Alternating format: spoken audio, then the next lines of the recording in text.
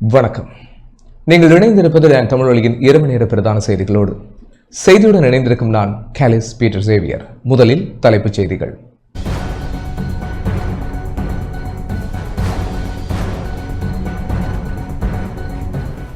யாழ்ப்பாணம் காங்கேசந்துறை சீமெந்து தொழிற்சாலையை தொழில் அமைச்சரும் நிதி திட்டமிடல் பிரதி அமைச்சருமான அனில் ஜெயந்த பெர்னாண்டோ பார்வை. டிஜிட்டல் வாகன காப்புறுதி அட்டை விரைவில் அறிமுகப்படுத்தப்பட உள்ளதாக பொருளாதார அபிவிருத்தி அமைச்சு அறிவிப்பு. இந்த ஆண்டு நாட்டின் எரிபொருள் இறக்குமதி செலவு கணிசமாக உயரும் என மத்திய வங்கி எச்சரிக்கை. வட்டுக்கோட்டை தீர்மானத்தின் 50ஆம் ஆண்டு எழுச்சி மாநாடு தொடர்பில் மட்டக்களப்பில் கலந்துரையாடல். நுவரெலியா நோர்வுட் நகரை அண்மித்த பகுதியில் நோர்வுட் பிரதேச செயலகத்தை அமைக்க கோரி கையெழுத்து போராட்டம். யாழ்ப்பாணம் நெடுந்தீவு மக்கள் அடிப்படை தீர்வுகளுக்காக போராடும் நிலைக்கு தள்ளப்பட்டுள்ளதாக டக்ளஸ் தேவானந்தா கவலை.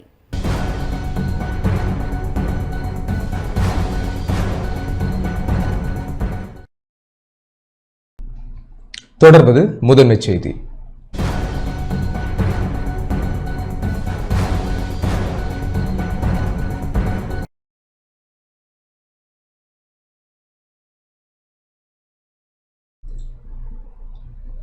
யாழ்ப்பாணம் காங்கேசந்துறை சீமெந்து தொழிற்சாலையினை தொழில் அமைச்சரும் நிதி திட்டமிடல் பிரதி அமைச்சருமான அனில் ஜெயந்த பெர்னாண்டோ பார்வையிட்டார்.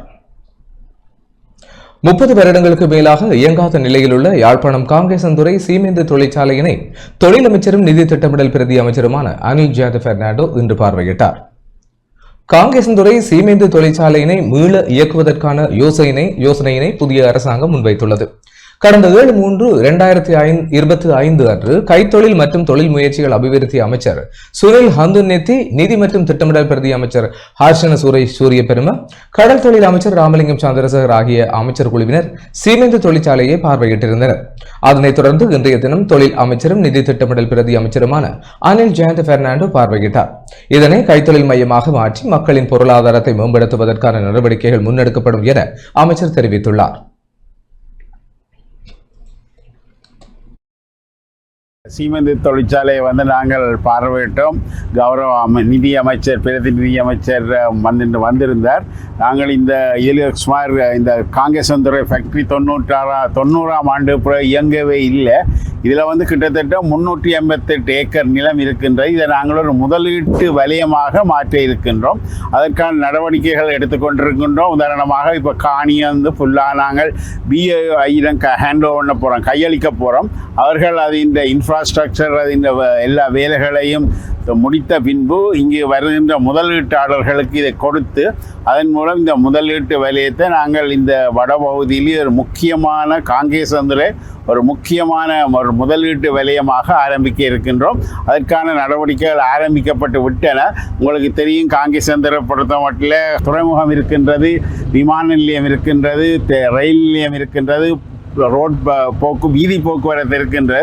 எனவே இந்த இடத்துல இது ஒரு மிக பொருத்தமான இடமாக இருக்கிறபடியாலும் முன்பு மிகவும் சிமெண்ட் தொழிற்சாலை மிகவும் திறமையாக இயங்கின இடத்துல நாங்கள் இப்படி ஒரு ஃபேக்ட்ரியை போடுறது இங்கே இருக்கிற மக்களுக்கு வேலை வாய்ப்பை கொடுக்கலாம். அதோட முதலீட்டாளர்கள் கவர்ந்து அவர்கள் மூலம் இந்த இடத்தை நாங்கள் அபிவிருத்தி செய்வதுதான் நமது அரசாங்கத்தின் ஒரு முக்கிய நோக்கமாக இருக்கின்றது.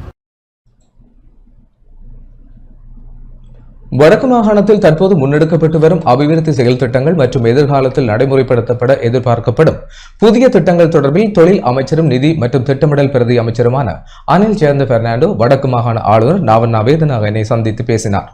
வடமாகாண ஆளுநர் செயலகத்தில் நேற்றிரவு இந்த சந்திப்பு நடைபெற்றது. இதன்போது போரால் பாதிக்கப்பட்ட வடக்கு மாகாணத்தின் உட்கட்டமைப்பு தேவைப்பாடுகள் இன்னமும் அதிகமாக காணப்படுவதை ஆளுநர் சுட்டிக்காட்டினார். குறிப்பாக வன்னி பிரதேசத்தில் உள்ள கிராமங்களை இணைக்கும் வீதிகள் மிகவும் மோசமான நிலையில் உள்ளமையை குறிப்பிட்ட அவர் அவற்றை துரிதமாக புனரமைத்து மக்களின் போக்குவரத்தை இலகுபடுத்த வலிமையான நிதி ஒதுக்கீடுகளுக்கு மேலதிகமாக விசேட நிதி தேவைப்பாடுகள் உள்ளமையை அமைச்சரிடம் வலியுறுத்தினார். கொழும்புக்கும் யாழ்ப்பாணத்துக்கும் இடையிலான போக்குவரத்து நேரத்தை குறைக்க வேண்டியதன் அவசியம் குறித்து இதன்போது விரிவாக ஆராயப்பட்டது. இதற்காக திட்டமிட்டுள்ள அதிவேக நெடுஞ்சாலை திட்டங்கள் மற்றும் அத்திட்டங்களை நடைமுறைப்படுத்துவதில் உள்ள சாத்தியப்பாடுகள் குறித்து கலந்துரையாடப்பட்டது. மேலும் அதிவேக பாதைக்கு மேலதிகமாக போக்குவரத்து நேரத்தை குறைப்பதற்கான ஏனைய மாற்று திட்டங்கள் குறித்தும் ஆலோசிக்கப்பட்டது. அண்மையில் ஏற்பட்ட தித்வா பேரிடர் மீள்கட்டுமான பணிகளுக்கான விசேட நிதி ஒதுக்கீடுகள் தொடர்பில் அமைச்சர் ஆளுநருக்கு தெளிவுபடுத்தினார்.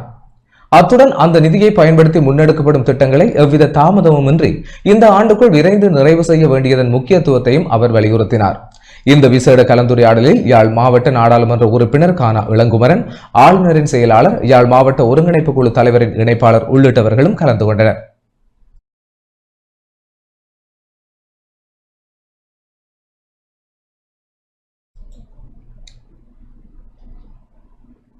யாழ்ப்பாணத்துக்கு ஒப்புரவான அபிவிருத்திக்கு ஏற்ற வகையில் நிதி ஒதுக்கீடு செய்யப்படும் என தொழில் அமைச்சரும் நிதி திட்டமிடல் பிரதி அமைச்சருமான அனில் ஜெயந்த் பெர்னாண்டோ தெரிவித்துள்ளார். யாழ்ப்பாண மாவட்டத்திற்கான அபிவிருத்தி தொடர்பான கலந்துரையாடல் தொழில் அமைச்சரும் நிதி திட்டமிடல் பிரதி அமைச்சருமான பேராசிரியர் அனில் ஜெயந்த் பெர்னாண்டோ தலைமையில் நேற்று மாலை மாவட்ட செயலக கேட்போர் கூடத்தில் நடைபெற்றது. இக்கூட்டத்திற்கு வருகை தந்த அமைச்சர், நாடாளுமன்ற உறுப்பினர்கள், நிதி அமைச்சின் அதிகாரிகள், திணைக்கள தலைவர்கள் உள்ளிட்டவர்களை வரவேற்ற அரசாங்க அதிபர் மருதலிங்க பிரதீபன் மாவட்டத்தின் புள்ளி விவரங்கள் மற்றும் தேவைப்பாடுகள் போன்றவற்றை முன்வைத்தார். மேலும் இக்கூட்டத்தில் கலந்து கொண்ட யாழ்ப்பாண மாவட்ட ஒருங்கிணைப்பு குழுவின் இணைப்பாளரும் யாழ் மாநகர சபையின் உறுப்பினருமான எஸ் கபிலன் யாழ்ப்பாண மாவட்டத்தின் 2027-2028 ஆண்டுகளில் மேற்கொள்ளப்பட உத்தேசிக்கப்பட்டுள்ள பாரிய அபிவிருத்தி திட்டங்கள் முன்மொழிவுகளை முன்வைத்தார். இக்கூட்டத்தில் யாழ்ப்பாணத்திற்கான அபிவிருத்தி தொடர்பாக பல்வேறு விடயங்கள் அமைச்சரால் ஆராயப்பட்டது. இதன்போது முதலீடு மேற்கொள்வதற்கு முதலீட்டு சபை மற்றும் ஏனைய திணைக்களங்களால் அமைதிக்காக அனுப்பி வைக்கப்பட்ட விண்ணப்பங்களுக்கான அனுமதியினை விரைவாக வழங்க நடவடிக்கை எடுப்பதாகவும் 2027 மற்றும் 2028க்கான பாரிய திட்டங்களின் சாத்தியப்பாடான திட்டங்களை எதிர்வரும் ஆண்டுகளின் வரவு செலவு திட்டத்தில் உள்ளடக்க நடவடிக்கை எடுப்பதாகவும் அமைச்சரால் தெரிவிக்கப்பட்டது. மேலும் மின்மாற்றிக்கான இயலளவு போதுமானதாக இல்லாத காரணத்தினால் சூரியகலன் பொருத்துவதற்கான அனுமதியினை வழங்க முடியாதிருப்பதாகவும் அதற்கு 2 ஆண்டுகள் எடுக்கும் எனவும், எனினும் மாற்று ஒழுங்குகளுக்கான நடவடிக்கை எடுத்து வருவதாகவும் தெரிவித்த அமைச்சர், யாழ்ப்பாணத்தில் ஒப்புரவான அபிவிருத்திக்கு ஏற்ற வகையில் நிதி ஒதுக்கீடு செய்யப்படும் என தெரிவித்தார். இக்கூட்டத்தில் நாடாளுமன்ற உறுப்பினர்களான கானா ஸ்ரீ பவானந்தராஜா, கானா இளங்குமரன், ஜெயச்சந்திரமூர்த்தி ரஜீவன், திரைசேரியின் பணிப்பாளர் நாயகம், தேசிய திட்டமிடல் பணிப்பாளர் நாயகம், தேசிய அபிவிருத்தி பணிப்பாளர் நாயகம், மேலதிக பணிப்பாளர் நாயகம், மாகாண அமைச்சின் செயலாளர்கள், பிரதம செயலாளர், நிதி, மேலதிக அரசாங்க அதிபர், பிரதம கணக்காளர், பிராந்திய சுகாதார சேவைகள் பணிப்பாளர், திணைக்களங்களின் தலைவர்கள், நிதி அமைச்சின் அதிகாரிகள், பிரதேச செயலாளர்கள் உள்ளிட்டவர்கள் கலந்து கொண்டனர்.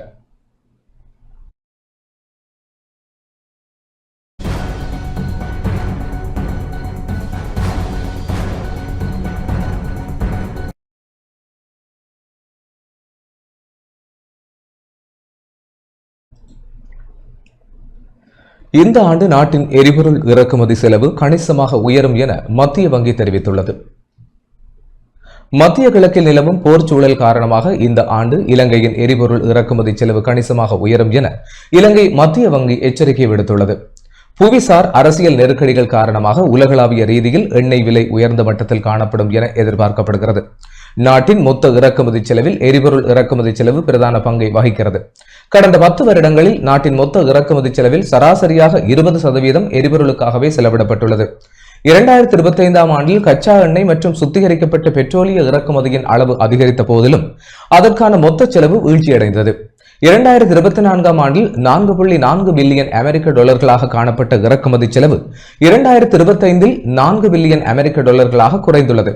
கச்சா எண்ணெய், சுத்திகரிக்கப்பட்ட எண்ணெய் மற்றும் நிலக்கரியின் விலை உலக சந்தையில் வீழ்ச்சியடைந்தமையே இதற்கு பிரதான காரணமாகும். சர்வதேச சந்தை மாற்றங்களுக்கு ஏற்ப ஒரு பேரல் கச்சா எண்ணெயின் சராசரி இறக்குமதி விலை 2024 84.7 டாலராக இருந்தது.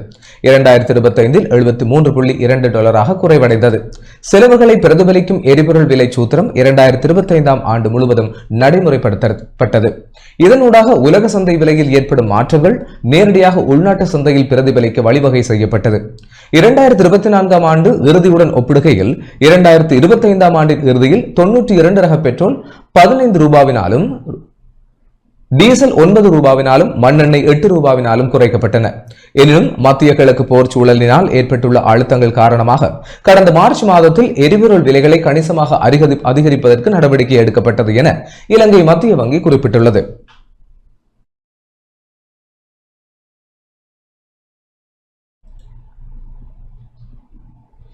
யாழ்ப்பாணம் நெடுந்தீவு மக்கள் அடிப்படை தீர்வுகளுக்காக போராடும் நிலைக்கு தள்ளப்பட்டுள்ளனர் என முன்னாள் அமைச்சர் டக்ளஸ் தேவானந்தா தெரிவித்துள்ளார்.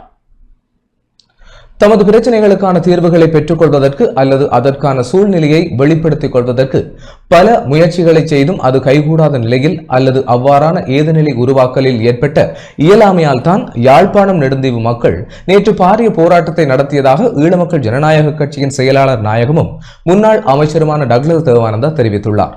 தமது அத்தியாவசிய பிரச்சனைகளுக்கு தீர்வை கோரி நேற்று நெடுந்தீவில் இடம்பெற்ற மக்கள் போராட்டம் தொடர்பில் கருத்து வெளியிடுகையில் இவ்வாறு குறிப்பிட்டார். 90ஆம் ஆண்டுகளினுடைய ஆரம்பத்தில் தீவக பகுதிகள் அரச படையினரால் விடுவிக்கப்பட்ட பிறகு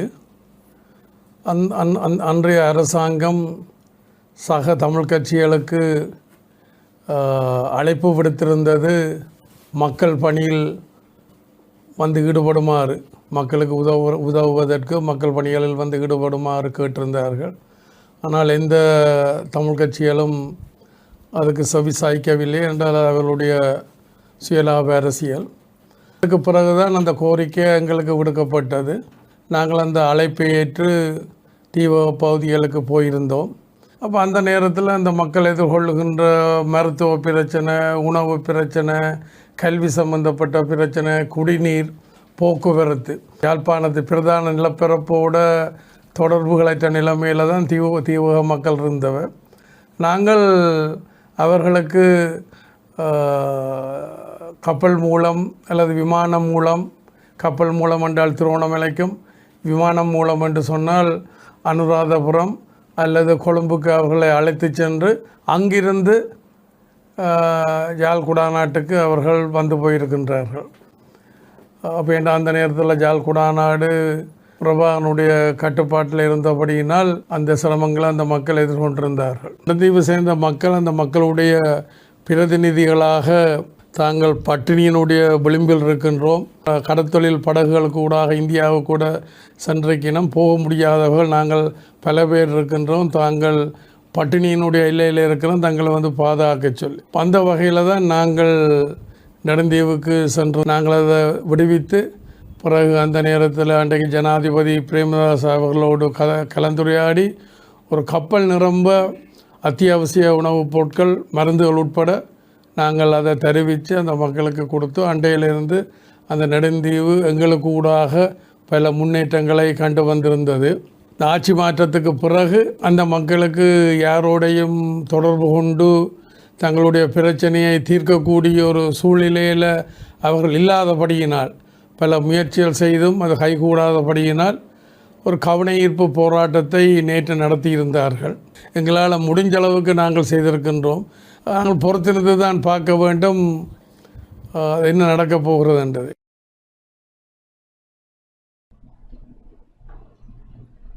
கடந்த ஆண்டில் வடக்கு மாகாணத்தில் 5 பேர் மலேரியா தொற்றுக்கு உள்ளாகி இருந்ததுடன் ஒருவர் மரணமடைந்துள்ளதாக மலேரியா தடை இயக்கத்தின் வவுனியா பிராந்திய வைத்தியர் அதிகாரி வைத்தியர் KN அனிசாந்தினி தெரிவித்துள்ளார். கடந்த ஆண்டில் வடக்கு மாகாணத்தில் 5 பேர் மலேரியா தொற்றுக்கு உள்ளாகி இருந்ததுடன் ஒருவர் மரணமடைந்துள்ளதாகவும் இவ்வாண்டு இதுவரை ஒருவர் தொற்றுடன் கண்டறியப்பட்டுள்ளார் எனவும் மலேரியா தடை இயக்கத்தின் வவுனியா பிராந்திய வைத்திய அதிகாரி வைத்தியர் K நிஷாந்தினி தெரிவித்துள்ளார். வவுனியா மலேரியா தடை இயக்கத்தின் பிராந்திய அலுவலகத்தில் இன்று இடம்பெற்ற ஊடக சந்திப்பில் அவர் இவ்வாறு தெரிவித்தார்.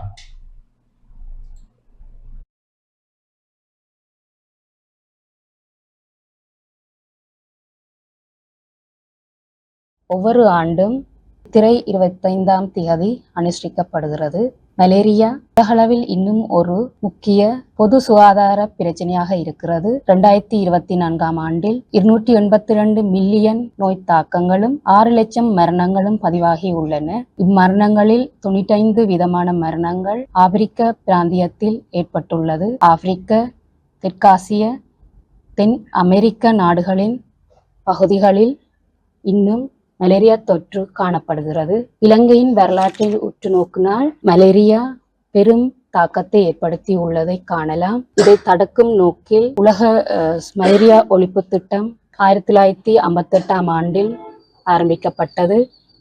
இதன் விளைவாக 1963ஆம் ஆண்டில் மிக குறைந்த நோய் தாக்கங்களுடன் இலங்கையில் மலேரியா நோய் குறைக்கப்பட்டது. இருந்த போதிலும் தொடர்ச்சியான கண்காணிப்பு கவனக்குறைவு காரணமாக மீண்டும் 1968 நோய்ப்பரம்பல் ஏற்பட்டது. இவ்வாறான நிலைமை தற்போது இலங்கையில் மீண்டும் மலேரியா நோய் தாக்கம் ஏற்பட வாய்ப்பு உள்ளது. இப்போது 2012ஆம் ஆண்டில் இலங்கையில் மலேரியா நோய் தாக்கம் முழுதாக ஒழிக்கப்பட்டது. இதனைத் தொடர்ந்து உலக சுகாதார ஸ்தாபனம் 2016ஆம் ஆண்டில் மலேரியா அற்ற நாடாக சான்றிதழ் அளித்தது. இருந்த போதிலும் இவ்வளவு முன்னேற்றங்கள் இருந்தாலும் வெளிநாட்டு பயணங்களை மேற்கொள்ளுதல், மலேரியா நோய் ஏற்படுத்தும் நுழம்புகளின் பெருக்கங்கள், மலேரியா நோய் கண்டறிதலில் தாக்கம் காரணமாக மீண்டும் இலங்கைக்கு மலேரியா நோய் ஏற்படும் அபாயம் உள்ளது. 2025ஆம் ஆண்டில் மொத்தமாக 42 மலேரியா நோய் தொற்றுள்ளவர்கள் கண்டறியப்பட்டுள்ளார்கள். அவற்றில் ஒரு மரணமும் நிகழ்ந்துள்ளது. 2026ஆம் ஆண்டில் இன்று வரை 10 நோய் தாக்கங்களுடன் நோயாளர்கள் கண்டுபிடிக்கப்பட்டிருக்கிறார்கள். இவற்றில் வடமாகாணத்தை பொறுத்தவரை வவுனியாவில் நாங்கள் மலேரியா நோய் தாக்கங்களுடன் கண்டறியவில்லை. ஆனால் யாழ்ப்பாணத்தில் 2025இல் 5 நோயாளர்களும் அவற்றில் ஒரு மரணமும், 2026இல் ஒருவர் கடந்த மார்ச் மாதம் கண்டறியப்பட்டுள்ளார்.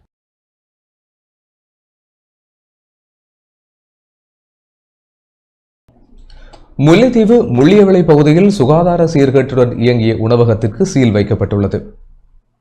முல்லைத்தீவு சுகாதார வைத்திய அதிகாரி பணிமனைக்குட்பட்ட முள்ளியவிளை பகுதியில் சுகாதார சீர்கேட்டுடன் இயங்கிய பிரபல உணவகத்திற்கு சீல் வைக்கப்பட்டது. மாஞ்சோலை வைத்தியசாலைக்கு முன்பாக அமைந்துள்ள குறித்த உணவகம் சுகாதார விதிமுறைகளை மீறி செயல்பட்டதாக கண்டறியப்பட்டதை தொடர்ந்து பொது சுகாதார பரிசோதகர் கஜலவனால் நேற்று முல்லைத்தீவு நீதிவான் நீதிமன்றத்தில் வழக்கு தாக்கல் செய்யப்பட்டது. வழக்கு விசாரணைக்கு உணவகம் சார்பில் அவர் முன்னிலையாகாத நிலையில் உணவகத்தை சீல் செய்வதற்கான அனுமதியை நீதிமன்றம் வழங்கியது.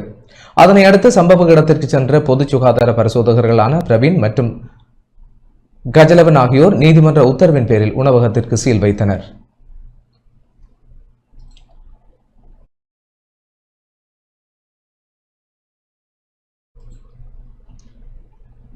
இதேவேளை முல்லைத்தீவு மாவட்டம் புதுக்குடியிருப்பு சுகாதார வைத்திய அதிகாரி பணிமனைக்குட்பட்ட வள்ளிபுனம், தேவிபுரம், உடையார்கட்டு மற்றும் கோம்பாவில் பகுதிகளில் மேற்கொள்ளப்பட்ட திடீர் சோதனையில் சுகாதார விதிமுறைகளை மீறி இயங்கிய 11 விற்பனை நிலையங்களுக்கு எதிராக சட்ட நடவடிக்கை எடுக்கப்பட்டு மொத்தமாக 2,35,000 ரூபாய் அபராதம் விதிக்கப்பட்டுள்ளதுடன் 3 கடைகளுக்கு சீல் வைக்கப்பட்டுள்ளது. பொது சுகாதார பரிசோதகர்கள் மேற்பார்வை, சுகாதார பரிசோதகர் மற்றும் சுகாதார வைத்திய அதிகாரி ஆகியோர் இணைந்து மேற்கொண்ட திடீர் பரிசோதனையில் உணவகங்கள், வெதுப்பகங்கள், ஜூஸ் கடைகள் மற்றும் பலசரக்கு கடைகள் உள்ளிட்ட பல விற்பனை நிலையங்கள் ஆய்வுக்குட்படுத்தப்பட்டன. இதன்போது திகதி காலாவதியான பொருட்கள் விற்பனை, மருத்துவ சான்றிதழ் இன்றி பணியாற்றல், தனிப்பட்ட சுகாதார குறைபாடுகள், குடிநீரின் தரத்தை உறுதிப்படுத்த தவறுதல், கழிவு நீரை சுற்றுச்சூழலுக்கு வெளியேற்றுதல், சுகாதார வைத்திய அதிகாரியின் அனுமதியின்றி விற்பனை நிலையம் நடத்தல், சுவர் மற்றும் தரையை அசுத்தமாக பராமரித்தல் உள்ளிட்ட பல குற்றச்சாட்டுகள் கண்டறியப்பட்டன. இதனை அடுத்து வள்ளிபுனம் பொது சுகாதார பரிசோதகர், உடையார்கட்டு பொது சுகாதார பரிசோதகர் மற்றும் கோம்பாவில் பொது சுகாதார பரிசோதகர் ஆகியோரால் முல்லைத்தீவு மேலதிக நீதிவான் நீதிமன்றில் வழக்குகள் தாக்கல் செய்யப்பட்டன.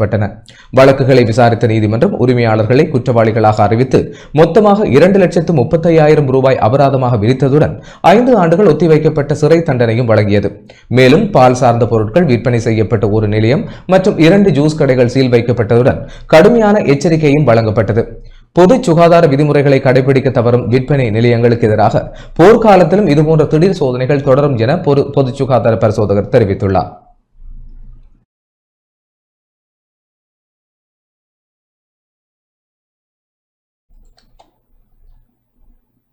வட்டுக்கோட்டை தீர்மானத்தின் 50ஆம் ஆண்டு எழுச்சி மாநாடு தொடர்பிலான கலந்துரையாடல் மட்டக்களப்பில் நடைபெற்றது. 1976ஆம் ஆண்டு தந்தை செல்வாவினால் முன்வைக்கப்பட்ட வட்டுக்கோட்டை தீர்மானத்தின் 50ஆம் ஆண்டு எழுச்சி மாநாடு தொடர்பிலான மாவட்ட ரீதியான கலந்துரையாடலில் முதலாவது கலந்துரையாடல் இன்றைய தினம் மட்டக்களப்பில் நடைபெற்றது.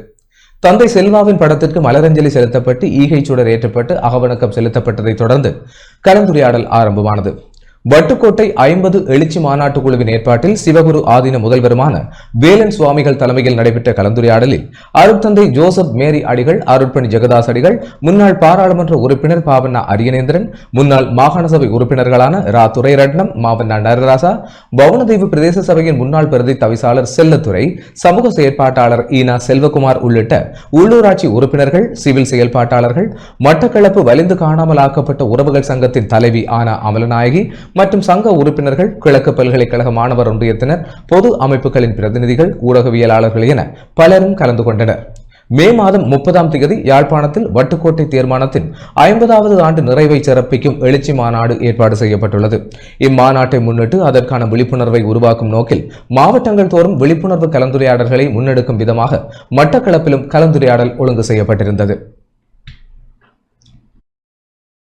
வட்டுக்கோட்டை 50 எழுச்சி மாநாட்டினுடைய அவசியம் குறித்தும் வரலாற்று பின்னணி குறித்தும் எதிர்வரும் மே மாதம் 30ஆம் தேதி யாழ்ப்பாணம் தந்தை செல்வா அரங்கத்திலே நடைபெற இருக்கின்ற இந்த மாநாட்டு ஏற்பாடுகள் தொடர்பாகவும் இன்றைய இந்த கலந்துரையாடலிலே மிகவும் விரிவாக கலந்துரையாடப்பட்டிருக்கிறது. இன்றைய கலந்துரையாடலுக்கு மதத் தலைவர்கள், அரசியல் பிரதிநிதிகள், சிவில் சமூக செயற்பாட்டாளர்கள், வலிந்து காணாமலாக்கப்பட்டோர் சங்கத்தினர், கிழக்கு பல்கலைக்கழக மாணவர் ஒன்றியத்தினர், ஊடகவியலாளர்கள் மற்றும் மனித உரிமைகளுக்காக குரல் கொடுக்கின்ற அமைப்புகள், கிராம மட்ட அமைப்புகளைச் சேர்ந்த பிரதிநிதிகள் கலந்து கொண்டார்கள். 10 மணியிலிருந்து இப்பொழுது 12:30 மணி வரை 2.5 மணி நேரமாக மிகவும் சிறப்பான முறையிலே இந்த கலந்துரையாடல் இங்கே நடைபெற்று அதனுடைய நிறைவிலே 11 பேர் கொண்ட ஒரு ஒருங்கிணைப்பு குழு, வட்டுக்கோட்டை 50 எழுச்சி மாநாடு மட்டக்களப்பு மாவட்ட ஒருங்கிணைப்பு குழு என்ற வகையிலே 11 பேர் கொண்ட ஒருங்கிணைப்பு குழு உருவாக்கப்பட்டிருக்கிறது. தொடர்ந்து இதற்கான பணிகள் முன்னெடுக்கப்பட்டு எதிர்வரும் மே மாதம் 30ஆம் தேதி இந்த வட்டுக்கோட்டை 50 எழுச்சி மாநாடு மிகச் சிறப்பாக நடைபெறும் என்பதை இந்த ஊடகவியலாளர் சந்திப்பிலே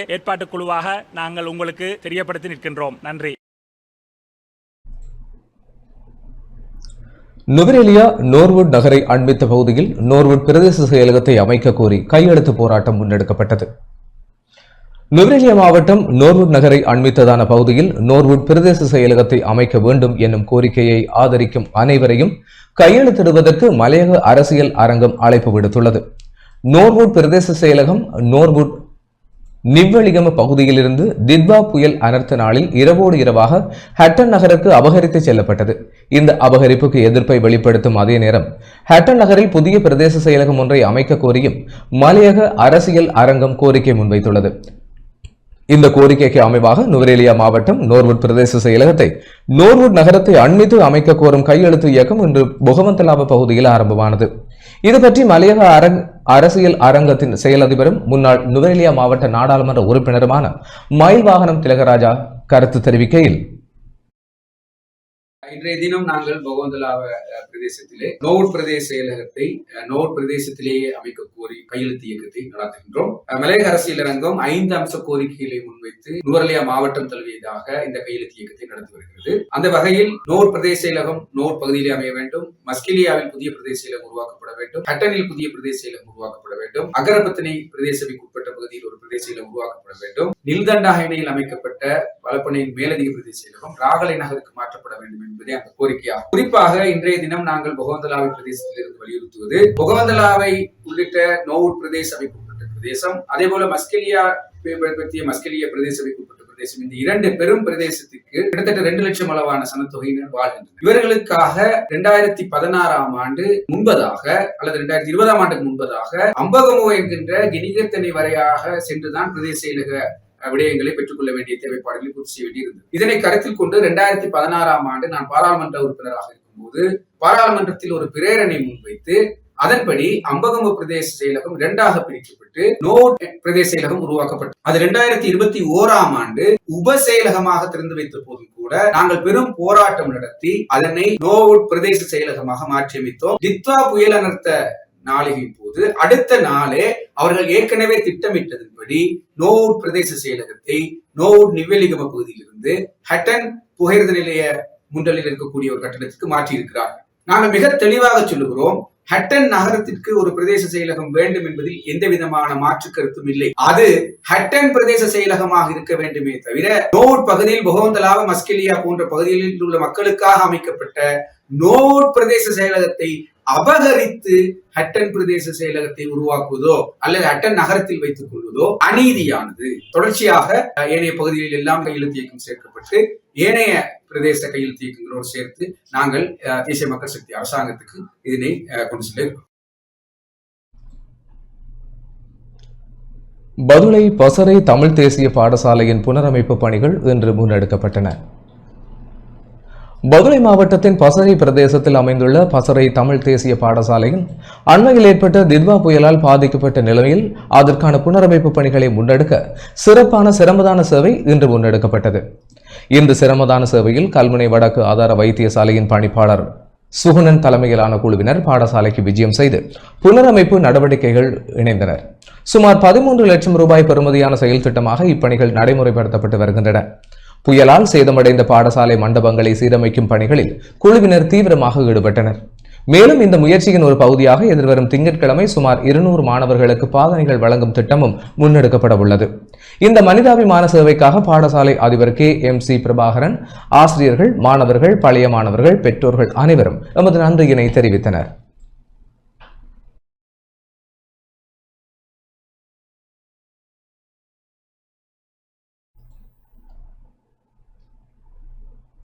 நாட்டுக்கு அதிகளவான இந்திய சுற்றுலா பயணிகள் வருகை தந்துள்ளதாக இலங்கை சுற்றுலா அபிவிருத்தி அதிகார சபை தெரிவித்துள்ளது.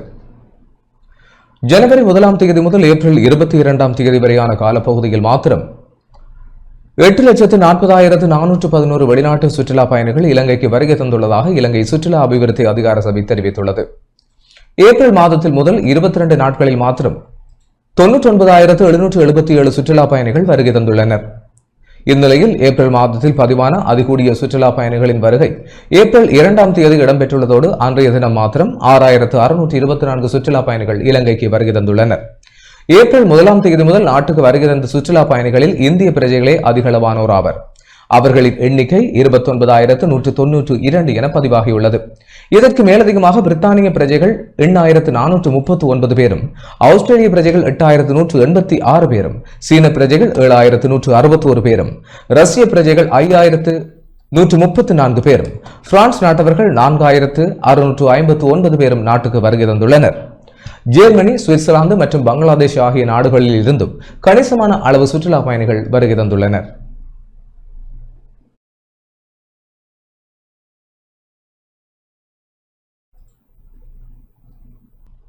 இலங்கையில் டிஜிட்டல் வாகன காப்புறுதி அட்டை விரைவில் அறிமுகப்படுத்த உள்ளதாக பொருளாதார அபிவிருத்தி அமைச்சு அறிவித்துள்ளது.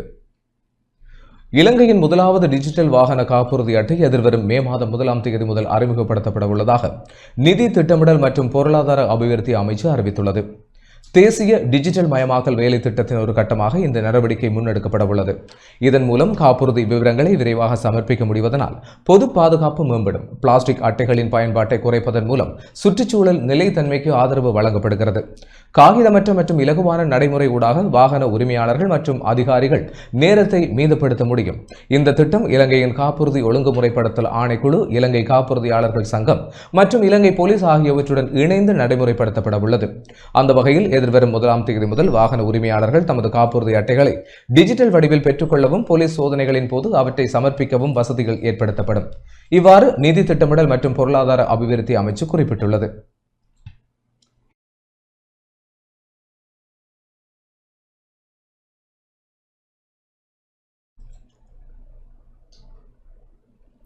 கடல் தொழில் சங்கம் தொடர்பான கலந்துரையாடல் இன்று யாழ்ப்பாணத்தில் இடம்பெற்றது. வடக்கு மாகாண கடல் தொழிலாளர் இணையத்தின் ஏற்பாட்டில் கடற்தொழில் சட்டம் தொடர்பான கலந்துரையாடல் இன்று யாழ்ப்பாணத்தில் இடம்பெற்றது. இந்திய மீனவர்களின் அத்துமீறலை தடுக்கும் வகையிலான 1996ஆம் ஆண்டின் 2ஆம் இலக்க சட்டம் தொடர்பில் கலந்துரையாடப்பட்டது. தடை செய்யப்பட்ட மீனவ உபகரணங்களை பயன்படுத்துதல் தொடர்பில் சட்ட நடவடிக்கைகளை முன்னெடுக்க ஆராயப்பட்டது. அத்துடன் மீனவ மக்களின் பிரச்சினைகள் தொடர்பில் வடக்கு, கிழக்கு மற்றும் தென் மாகாணம் என்பவற்றின் பிரதிநிதிகளையும் ஒன்றிணைத்து நீதிமன்றத்தை நாட தீர்மானிக்கப்பட்டது. வடக்கிலே இருக்கின்ற பாரம்பரிய சிறு கடற்தொழிலாளர்களை நீங்கள் முதலீட்டாளர்களாக உருவாக்குவதற்கான திட்டத்தையே நீங்கள் உருவாக்கவில்லை. வெறுமனவே வெளியிலே இருந்து கொண்டு முதலீட்டாளர்களை கொண்டு கடல் தொழிலாளரையும் கடலையும் அடிமையாக்கின்ற செயல் இது வடக்கில் மட்டும்தான் நடக்கிறது. கிளிநொச்சி, முல்லைத்தீவு, மன்னார் மாவட்டங்களிலே தான் இந்த செயல்பாடு முதலீடு என்ற போர்வையிலே நடக்கின்றது. எனவேதான் எங்களுடைய வடமாகாணத்தைச் சேர்ந்த அதிகாரிகளே, நீங்கள் முதலீடு என்ற போர்வையிலே ஒரு சமூகத்தையும் அளித்து எங்களுடைய பலம் மிக்க கடல் வளத்தை நீங்கள் அளிப்பதற்கு முதலீடு என்ற ஒரு சொல்லை பாவித்து அளிக்கிறீர்கள். கடந்த காலத்திலும் அளிக்கப்பட்டதை இன்று உங்கள் கண்முன்னே உணர்கின்றீர்கள். ஆனால் அந்த உணர்வையும் தாண்டி அபிவிருத்தி மாயினாலே எங்களுடைய தமிழ் கடலையும் தமிழ் மீனவரையும் அழித்து கரையோரங்களை விட்டு எங்களுடைய அந்நியப்படுத்துகிற செயல்பாட்டை நீங்களும் நிறுத்த வேண்டும். இலங்கை அரசு வெறுமனே கண்டுகொள்ளாமல் இருக்கின்றதா அல்லது வேண்டுமென்றே இதை தவிர்த்து வருகின்றதா, சட்டவிரோத மீன்பிடியாளர்களுக்கு துணையாக இருக்கின்றதா என்ற கேள்வி கூட எழுந்திருக்கின்றது. நாங்கள் சொல்லப்போனால் அண்மையிலே இந்திய மீனவர் வரவேற்கிறாக பாரிய அளவிலான போராட்டங்களை முன்னெடுத்திருந்தோம், பேச்சுவார்த்தைகளை நடத்தியிருந்தோம். ஆனால் எதுக்குமான தீர்வும் இல்லை. இப்போது இந்தியாவின் தடைக்காலம் இருக்கின்றது. அது இல்லாமல் இன்று அங்கு ஒரு தேர்தல் நடைபெறுகின்றது. தேர்தல் முடிவுக்கு பின்னர் வருகின்ற அரசு ஆட்சி அமைக்கின்ற அந்த அரசானது எவ்வாறு நடைமுறையை கையாளப் போகின்றது என்ற கேள்வியும் இருக்கின்றது. இந்த தடைக்காலத்தையும் இந்த அரசியல் மாற்றங்களையும் கவனத்தில் கொண்டு இலங்கை அரசாங்கம் தயவாக இந்த மீனவர் பிரச்சனையை ராஜதந்திர ரீதியிலாவது அல்லது இந்திய மத்திய அரசுடனாவது பேசி இந்த தடைக்காலம் நிறைவுக்கு பின்னர் எமது கடல் எல்லைக்குள் அவர்கள் வராதவாறு ஏதோ ஒரு நடவடிக்கை எடுத்து தடுத்திடுமாறும், தொடர்ந்து அவர்கள் வருகையை எங்களால் சகித்துக் கொள்ள முடியாமல் இருக்கின்றது. எங்களது கடல் வளம் அளிக்கப்பட்டு கொண்டே இருக்கின்றது. எனவே அரசுதான் இதிலே கவனம் செலுத்த வேண்டும். மீனவ மக்களினுடைய நிலைபேறான செயற்பாட்டுக்கு கொண்டு செல்வதற்காக, அவர்களினுடைய தீர்வுகளை பெற்றுக்கொள்வதற்காக, நாங்கள் இந்த சட்ட ஆதரவை பெற்றுக்கொள்வதற்காக அடுத்த கட்டமாக மீனவ மக்களினுடைய பங்களிப்புடன் நீதிமன்றத்திற்கு செல்வதற்கான தீர்மானம் இன்ற தினத்தில் எடுக்கப்பட்டிருக்கின்றது. ஆகவே மீனவ மக்களான விசேடமாக வடமாகாணம், தென்னிலங்கை, கிழக்கு என்ற ரீதியில் ஒட்டுமொத்தமாக நாங்கள் இணைந்து இந்த செயற்பாட்டை முன்கொண்டு செல்ல இருக்கின்றோம். அனைத்து மீனவர்களும் இதற்கு உங்களுடைய பூரண ஒத்துழைப்பை வழங்க வேண்டும் என்று சொல்லி நாங்கள் எதிர்பார்த்து நிற்கின்றோம். இலங்கை சட்டத்தில் உள்ள வர்த்தமானியில் பிரதிக்கப்பட்ட தடை செய்யப்பட்ட தொழில்முறைகள் சம்பந்தமான சில கருத்துக்களை நாங்கள் முன்வைத்தோம். எமது மாவட்ட மீன்பிடி அபிவிருத்தி குழு கூட்டத்திலும் இந்த பிரச்சனையை நாங்கள் முன்வைத்த போது, அதாவது அந்த மீன்பிடி அபிவிருத்தி குழு கூட்டத்தில் எடுத்த தீர்மானம் எதுவுமே நடைமுறைப்படுத்துவதாக இல்லை. அமைச்சரும் கண்டும் காணாமல் தான் போய்கொண்டிருக்கிறார். நாங்கள் வலு துன்பத்தை அனுபவித்துகின்றோம். அதாவது மீனவர்கள் படும் கஷ்டத்தை வச்சு முன்வைத்த போது, அதாவது முல்லைத்தீவு மாவட்டத்தை மட்டும் இப்போ முன்னிலைப்படுத்தி, அதாவது நீதிமன்றம் ஊடாக சென்று அந்த பிரச்சனைக்கு தீர்வு காண்பதற்கு சில முடிவுகள் எடுக்கப்பட்டிருக்கிறது. அதாவது நீதிமன்றம் சென்று இதற்குரிய முடிவை பெற்றுக்கொள்வதற்கு வலு முனைப்போடு செயல்பட்டு வருகின்றோம் என்பதை தங்களுக்கு தாழ்மையுடன் தெரிவித்தேன்.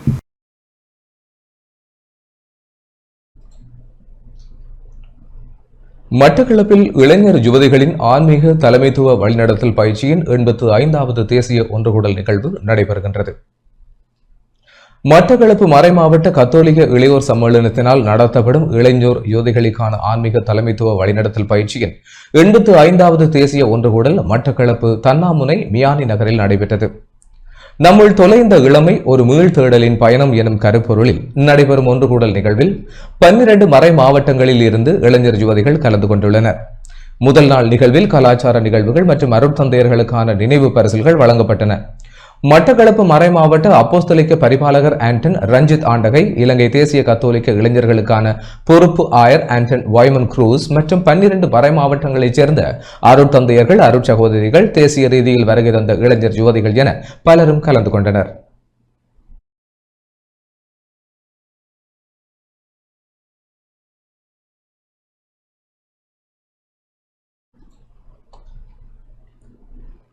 நுவரெலியா ஹேவாஹெட்ட லுல்கந்துரவில் உள்ள ஆதவன் தமிழ் வித்தியாலயத்தில் புதிய கட்டடம் திறந்து வைக்கப்பட்டது. இலங்கையில் முதலில் தேயிலை நாட்டப்பட்ட பகுதியில் உள்ள பழமையான பாடசாலையான ஆதவன் தமிழ் வித்தியாலயத்திற்கான புதிய 2 மாடி கட்டிட திறப்பு விழா நிகழ்வு பாடசாலை அதிபர் எஸ் மகேந்திரன் தலைமையில் நடைபெற்றது. அதிதிகள் பேண்ட் வாத்திய இசையுடன் மலர் கொத்து வழங்கி மலர் மாலை அணிவித்து வரவேற்கப்பட்டனர்.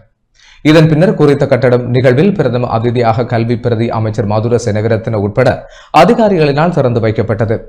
நுவரெலியா மாவட்ட தேசிய மக்கள் சக்தியின் நாடாளுமன்ற உறுப்பினர் ரஞ்சித் விஜயரட்ன, கலாநிதி சிவபிரகாசம், கல்வி திணைக்கள அதிகாரிகள், பெற்றோர்கள், ஆசிரியர்கள், பாடசாலையின் பழைய மாணவர்கள் உட்பட பலரும் கலந்து கொண்டனர்.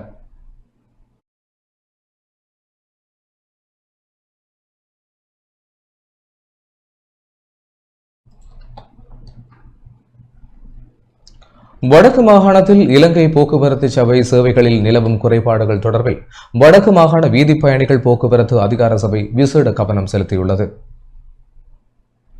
வடக்கு மாகாணத்தில் இலங்கை போக்குவரத்து சபையினால் முன்னெடுக்கப்படும் சில பேருந்து சேவைகளில் நிலவும் சீரின்மை மற்றும் காலதாமதங்கள் குறித்து பொதுமக்களிடமிருந்து கிடைக்கப்பெற்ற குறைபாடுகளை அடுத்து அவற்றை நிவர்த்திப்பதற்கான காத்திரமான நடவடிக்கைகள் வடக்கு மாகாண வீதி பயணிகள் போக்குவரத்து அதிகார சபையால் முன்னெடுக்கப்பட உள்ளதாக அதிகார சபையின் தலைவர் பொறியியலாளர் சுவண்ணா விமலேஸ்வரன் தெரிவித்துள்ளார். முன்வைக்கப்பட்ட குறைபாடுகள் தொடர்பில் விசேட கவனம் செலுத்தி அவற்றை உடனடியாக நிவர்த்தி செய்யுமாறு இலங்கை போக்குவரத்து சபையின் வடக்கு பிராந்திய பொது முகாமையாளருக்கு எழுத்து மூலமான கோரிக்கைகளை அதிகார சபையின் தலைவர் முன்வைத்திருந்தார். இதன் அடிப்படையில் இலங்கை போக்குவரத்து சபையால் சம்பந்தப்பட்ட சாலை முகாமையாளர்களுக்கு கடும் அறிவுறுத்தல்கள் வழங்கப்பட்டன. அதன் அடிப்படையில் மன்னார் தோட்டவழி வழித்தடத்தில் இலங்கை போக்குவரத்து சபையால் முன்னெடுக்கப்படும் பேருந்து சேவைகள் சீரற்று காணப்படுவதால் அப்பகுதி மக்கள் பெரும் சிரமங்களை எதிர்கொள்வதாக கிடைக்கப்பெற்ற முறைப்பாட்டை அடுத்து குறித்த சேவையை தடையின்றி தொடர்ச்சியாக முன்னெடுக்குமாறு மன்னார் சாலை முகாமையாளருக்கு பணிப்புரை விடுக்கப்பட்டுள்ளது. இச்சேவை சீராக நடைபெற தவறும் பட்சத்தில் மக்களின் போக்குவரத்து தேவையை பூர்த்தி செய்ய தனியார் துறையினருக்கு பிரவேசிக்க நேரிடும் என எச்சரித்துள்ளது. வவுனியாவிலிருந்து ஓமந்தை நோக்கி செல்லும் பேருந்துகள் காலதாமதமாக செல்வதால் மாணவர்கள் முதலாவது பாடவழியை தவறவிடும் நிலை காணப்படுவதாக முறைப்பாடுகள் செய்யப்பட்டிருந்தது. இதனைத் தொடர்ந்து மாணவர்களின் நலன் கருதி குறித்த பேருந்து காலை 7:25 மணிக்குள் பாடசாலையை வந்தடைவதை உறுதி செய்யுமாறு சாலை முகாமையாளருக்கு பிராந்திய முகாமையாளரால் உத்தரவு பிறப்பிக்கப்பட்டுள்ளது. குப்புளானில் இருந்து யாழ்ப்பாணம் நோக்கி செல்லும் பேருந்து சேவைகளில் காணப்படும் குறைபாடுகள் தொடர்பில் ஈழாலை மேற்கு மக்களால் முன்வைக்கப்பட்ட கோரிக்கைகளும் கவனத்தில் கொள்ளப்பட்டுள்ளன. இது தொடர்பில் உரிய நடவடிக்கைகளை எடுக்குமாறு சாலை முகாமையாளருக்கு பணிப்புரை வழங்கப்பட்டுள்ளது.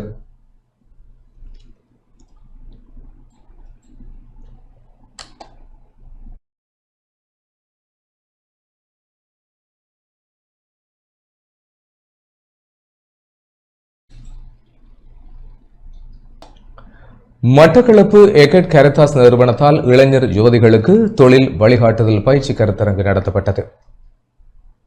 மட்டக்களப்பு எகட் கரத்தாஸ் நிறுவனத்தால் இளைஞர் யுவதிகளுக்கான தொழில் வழிகாட்டுதல் மற்றும் திறன் வளர்ச்சிக்கான வழிமுறைகள் தொடர்பிலான கருத்தரங்கு இன்று நடத்தப்பட்டது. எகட் கரத்தாஸ் நிறுவனத்தின் சமாதானத்துக்கான திட்டில் இணைப்பாளர் எஸ் மைக்கேல் ஒருங்கிணைப்பில் இயக்குநர் அர்ப்பணி எஸ் ஆண்டனி ஜெயராஜ் அடிகளார் தலைமையில் நடைபெற்ற இந்த கருத்தரங்கில் வளவாளராக அன்பழகன் குரூஸ் கலந்து கொண்டார்.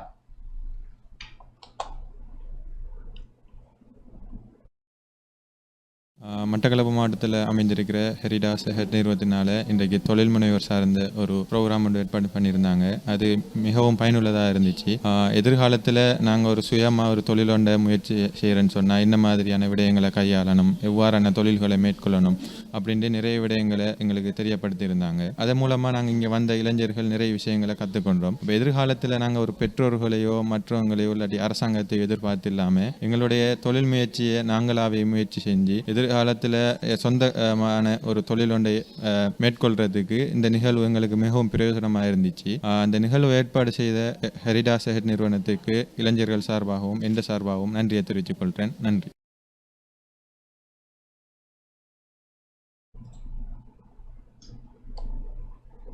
நுவரெலியா லிந்துலையில் 100 அடி பள்ளத்தில் வீழ்ந்து லொரி ஒன்று விபத்துக்குள்ளானது. நுவரெலியா மாவட்டம் லிந்துலை போலீஸ் பிரிவுக்குட்பட்ட நுவரெலியா ஹேட்டன் பிரதான வீதியில் லிந்துலை சமுர்த்தி வங்கி அருகில் 100 அடி பள்ளத்தில் லொரி ஒன்று வீழ்ந்து விபத்துக்குள்ளானதில் லொரியின் சாரதியும் உதவியாளரும் படுகாயமடைந்துள்ள சம்பவம் ஒன்று இடம்பெற்றுள்ளது. இன்று இச்சம்பவம் இடம்பெற்றுள்ளது. விபத்தில் காயமடைந்தவர்கள் லிந்துலை ஆரம்ப வைத்தியசாலையில் சேர்க்கப்பட்டதை அடுத்து மேலதிக சிகிச்சைக்காக நுவரெலியா மாவட்ட பொது வைத்தியசாலைக்கு மாற்றப்பட்டுள்ளனர். வெள்ளவாயவிலிருந்து ஹேட்டன் எப்போர்ட்ஸ்லி தோட்டத்திற்கு விறகு ஏற்றிச் சென்ற லொரி பிரதான வீதியிலிருந்து விலகி சுமார் 100 அடி ஆழமுள்ள தேயிலை தோட்டத்தில் வீழ்ந்து விபத்துக்குள்ளாகியுள்ளதாக லிந்துலை போலீசார் தெரிவித்துள்ளனர். லொரியில் திடீரென ஏற்பட்ட இயந்திர கோளாறு காரணமாக சாரதிக்கு வாகனத்தை கட்டுப்படுத்த முடியாத காரணத்தால் இவ்விபத்து நேர்ந்துள்ளதாக தெரிவிக்கப்பட்டுள்ளது. இவ்விபத்தின் போது விபத்தில் லொரி 2ஆக உடைந்து கடுமையாக சேதமடைந்துள்ளதாகவும் ஆரம்பகட்ட விசாரணைகளில் இருந்து தெரிய வந்ததுடன் மேலதிக விசாரணைகளை லிந்துலை போலீசார் மேற்கொண்டு வருகின்றனர்.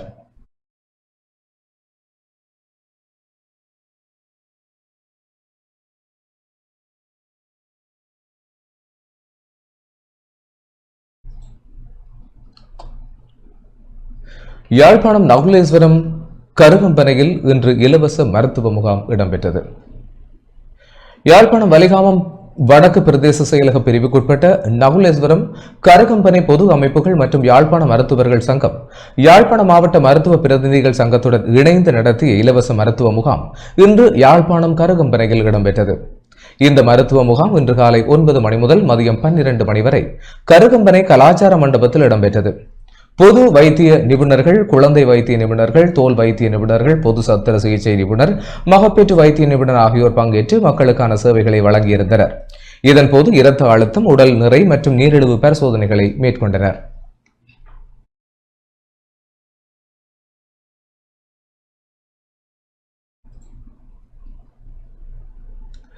உலக ஓட்டிசம் தினத்தை முன்னிட்டு ஏப்ரல் மாதத்தை ஓட்டிசம் விழிப்புணர்வு மாதமாக பிரகடனப்படுத்தி மட்டக்களப்பு தீரணியம் சிறந்த பாடசாலை சிறுவர் நலன் பயிற்சி நிலைய விழிப்புணர்வு செயல்பாடுகளை முன்னெடுத்து வருகிறது. இன்றைய தினம் காத்தான்குடி ஆதார வைத்தியசாலையின் இரத்த வங்கி பிரிவுடன் இணைந்து குருதி கொடை நிகழ்வை ஒழுங்குபடுத்தியிருந்தது. தீரணியம் திறந்த பாடசாலை பயிற்சி நிலைய ஸ்தாபகரும் உளநல மருத்துவ சேவை ஆலோசகருமான வைத்தியருமான ஜூடி ரமேஷ் ஜெயக்குமார் தலைமையில் இரத்த தான நிகழ்வு நடைபெற்றது. இரத்த தான நிகழ்வில் காத்தான்குடி ஆதார வைத்தியசாலை இரத்த வங்கி பிரிவு வைத்தியர் நித்யானந்தா, வைத்தியசாலை இரத்த வங்கி பிரிவு தாதிய உத்தியோகத்தர்கள், தீரணியம் திறந்த பாடசாலை பயிற்சி நிலையத்தின் ஆசிரியர்கள், குருதி கொடையாளர்கள் என பலரும் கலந்து கொண்டனர்.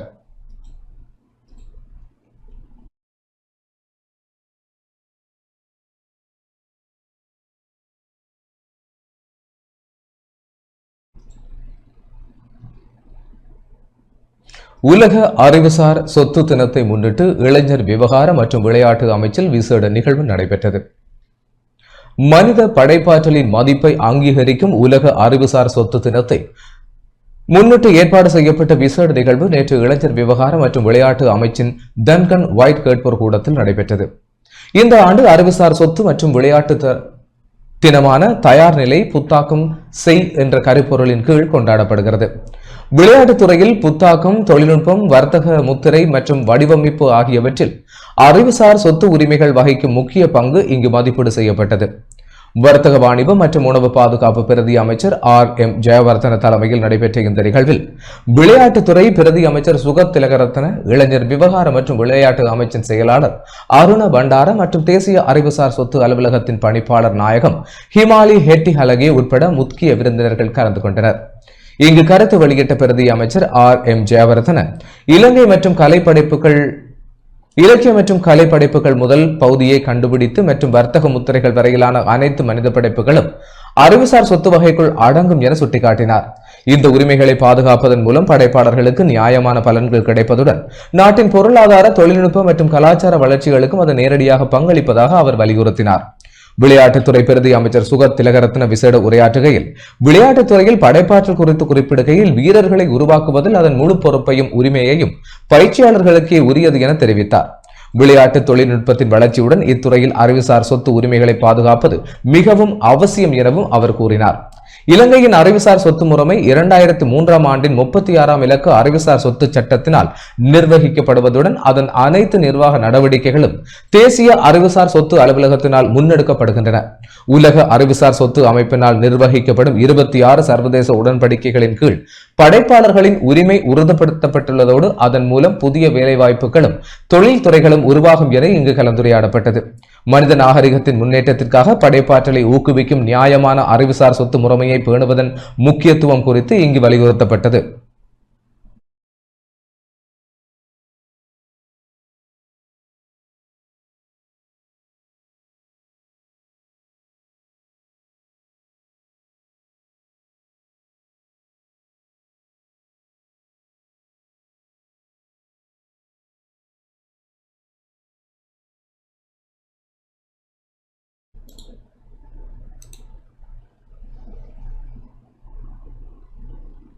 இனி தொடர்வது வெளிநாட்டுச் செய்தி. இத்துடன் டான் தமிழொலியின் இரவு நேர பிரதான செய்திகள் நிறைவடைகின்றன. தொடர்ந்தும் செய்திகளோடு இணைந்து கொள்ள டான் நியூஸ் தொலைக்காட்சியோடு இணைந்திருங்கள். வணக்கம்.